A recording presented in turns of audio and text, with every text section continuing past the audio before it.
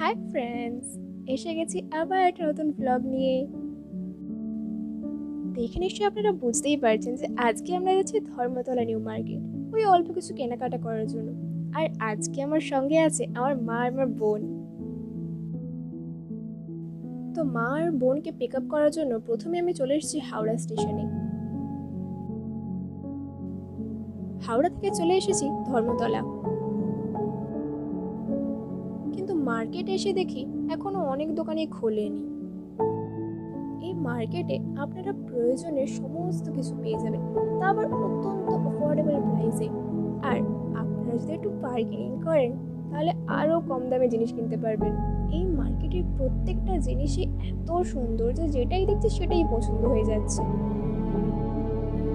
এখানে মায়ের জন্য দুটো কুর্তি কিনে যাচ্ছি এবার নিউ মার্কেটের দিকে। আপনারা দেখতেই পাচ্ছেন যে বেলা বাড়ার সাথে সাথে বাড়ছে মানুষের ভিড়।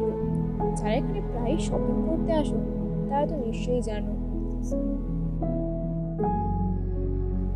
নিউ মার্কেটেই আমরা আমাদের বাকি শপিংটা কমপ্লিট করলাম। আজকে এখান পর্যন্তই, দেখা হচ্ছে পরের ভিডিওতে।